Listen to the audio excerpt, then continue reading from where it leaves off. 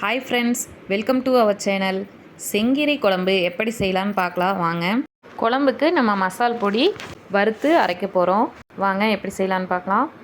அதுக்கு 1 டீஸ்பூன் சீரகம், 1 teaspoon குருமிளகு, 2 teaspoon மல்லி, 1/4 டீஸ்பூன் வெந்தயம், 2 வரமிளகா, 1/4 டீஸ்பூன் கடலப்பருப்பு எல்லாம் நல்லா பொன்னிறமாக வர வரைக்கும் நல்லா வறுத்து எடுத்துக்கலாம்.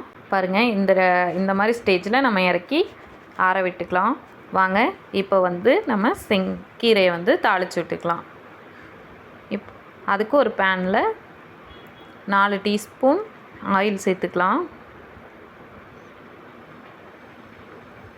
கடுகு 1 டீஸ்பூன், உளுத்தம்பருப்பு 1 டீஸ்பூன், சீரகம் 1 டீஸ்பூன், ஒரு கொத்து கருவேப்பிலை, 5 பூண்டு நான் அறுத்து வச்சுருக்கேன், அதையும் ஆட் பண்ணிக்கலாம். 12 சின்ன வெங்காயத்தை கட் பண்ணி வச்சுருக்கேன், அதையும் சேர்த்து நல்லா வணக்கி விட்டுக்கலாம். பச்சை மிளகா 1, வரமிளகா 1 சேர்த்து நல்லா கிளறி விட்டுக்கலாம். 1 டீஸ்பூன் சாம்பார் பொடி, வெங்காயத்துக்களவு உப்பு சேர்த்து நல்லா கிளறி விட்டுக்கலாம். நம்ம இன்றைக்கி 1 கட்டு செங்கீரையை வச்சு குழம்பு செய்ய போகிறோம். கீரையை இந்த மாதிரி குட்டி குட்டியாக நல்லா நறுக்கி கழுவி சேர்த்துக்கலாம்.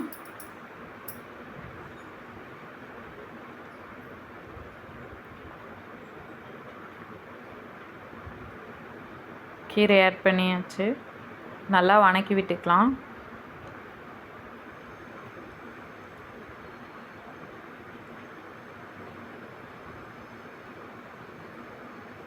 அதை கொஞ்சம் நேரம் மூடி போட்டு ஒரு 5 நிமிஷம் போல் வேக விடலாம். இந்த ஸ்டேஜில் நம்ம அரைச்சி வச்ச மசாலாவை 2 டீஸ்பூன் ஆட் பண்ணிக்கலாம்.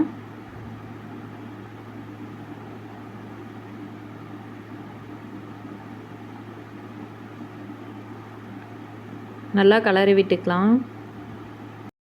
ஒரு சின்ன சைஸ் புளி எடுத்து ஊற வச்சு கரைச்சி எடுத்துருக்கேன், அதையும் ஆட் பண்ணிக்கலாம். இப்போ நல்லா கிளறி விட்டுக்கலாம். ஒரு 10 நிமிஷம் மூடி போட்டு வேக வச்சிடலாம்.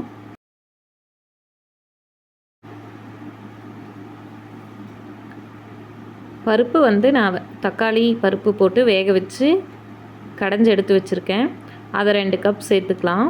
உங்களுக்கு எந்த அளவுக்கு கிரேவி பதம் வேணுமோ அந்த அளவுக்கு நீங்கள் பருப்பை போட்டுக்கலாம்.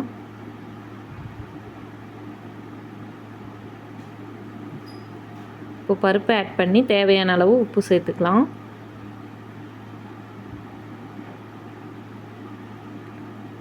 எல்லாத்தையும் நல்லா மிக்ஸ் பண்ணிக்கலாம்.